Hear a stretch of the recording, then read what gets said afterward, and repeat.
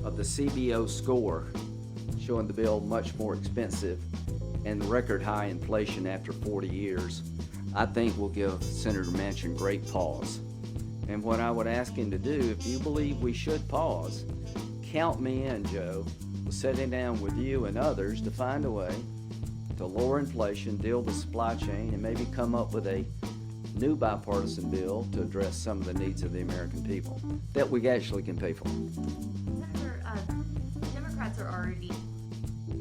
Folks can't have their cake and eat it too, and really negotiate a bipartisan deal with a lot of Republican input and then lower our ambitions in a Democratic reconciliation package. No, I think that's part of the push and pull here.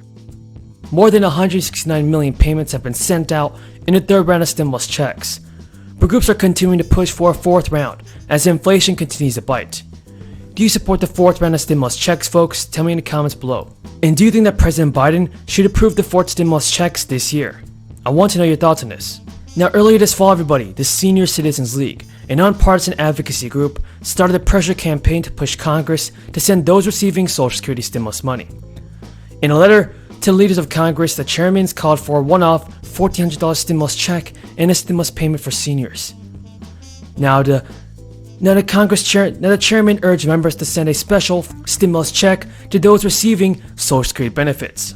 Now, such a measure could help defray the cost associated for some seniors from the cost of living adjustment in 2022, which was the highest in 40 years.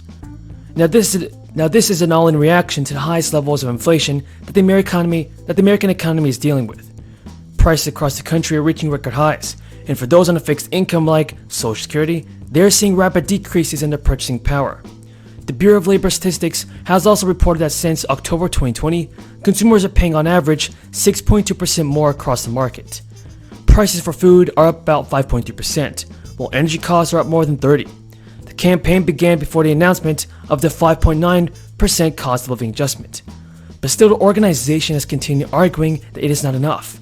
Earlier this year, the organization began to hear reports from thousands of seniors who said they were expecting extreme financial hardship as prices began to trend upward. Many have expressed a feeling of abandonment from the government, stating that the government has forgotten about the seniors. Tell me if you agree, everybody. Now, research have also found that the cost for seniors have outpaced COLA increase. While over the last 21 years, COLAs have raised Social Security benefits by 55%. The cost for housing and healthcare increased by 118% to 145%. Last month, the House of Representatives passed the Build Back Better Act. The Build Back Better Act, and the bill does not include some benefits for seniors.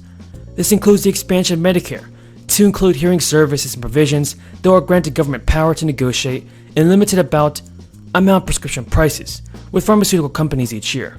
And the bill will head to the Senate, where its fate is extremely unclear. Under pressure from more conservative Democrats, those leading the bill have been forced to consider taking some aspects out of the legislation. Now, everybody, the petition to raise the fourth stimulus checks has reached over 1 million signatures, and so far the Center on Medicare and Medicaid announced a 14.5% increase in the price of Medicare Part B. Now, the CPI, which measures the cost of a wide range of goods and services, rose 0.8% for the month, and food prices have jumped 6.1% over the year. So we're definitely seeing that more stimulus payments are definitely necessary and have to be sent out. If you guys agree, tell me in the comments. Thank you again for watching. just a while back had said because of his efforts, the shelves will be, quote, well stocked for Christmas. But I don't know the last time President Biden rolled out to a Walmart or a Target to do his Christmas shopping.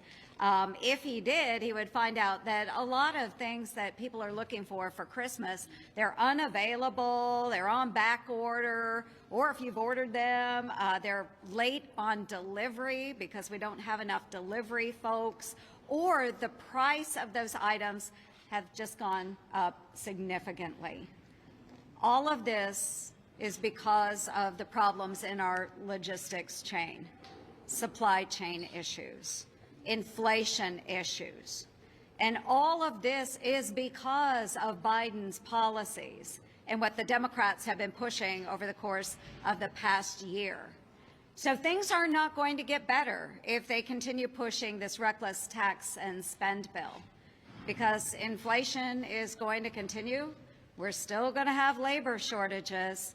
I hope that Santa can get all of his elves in order to get all these toys done for the kids across the United States and around the world, because Biden's policies aren't helping. We need to get folks back to work. We need to bring down inflation, and the only way that we can do that is to get our house in order here in Congress and make sure that we're promoting workers going back to work, a strong economy, and repairing our supply chain issues. Thank you so much, Chairwoman Beatty, for always centering since the beginning of my days here last term until now. And of course, thank you, Chairwoman Waters, for continuing to support the work of Chairwoman Beatty. You know, I think it's really important, as a person that did organizing for a long time, this conversation and debate about equity versus equality.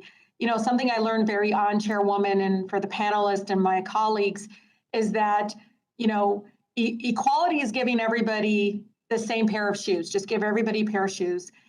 Equity is giving them a pair of shoes that actually fit. It's something that I learned. I don't know where I picked it up from, but I remember that, and it really stuck with me in understanding the difference. But let me get to many of the panelists here, and thank you so much for your patience and sticking with us on really important questions and fully understanding how we can be helpful and be a partner here. With $47 trillion in assets under management, you know, the decisions that these, you know, firms make with regards to diversity and inclusion have implications for the entire financial services industry and our economy. And I think that's why we're having this hearing. And as the committee's report found, we have a lot of work to do. The industry does. And I'd like to, you know, ask all of you about the SEC's, you know, recommendations for diversifying the industry. You know, in July, the SEC's Asset Management Advisory Committee, Subcommittee on Diversity Inclusion, found, quote, widespread gender and racial bias in the decisions by those in positions making asset and asset manager allocation decisions regarding who manages money for governments, universities, charities, foundations, and the institutional market in general. The committee made a number of recommendations. They went on in stating that investors, the industry, the public markets would benefit by SEC guidance that clarifies that a wide variety of factors may be considered by fiduciaries in their selection of asset management firms, and that fulfillment of one's fiduciary duty in this context does not require automatic exclusion of asset managers who are newer to the industry or who do not already have certain level of AUM. So, Mr. Pan, Ms. Terrapola, apologize, and Mr. Clements, if a firm acquires the services of outside asset management firms, how are they assessed? Is the assessment based exclusively on things like assets under management?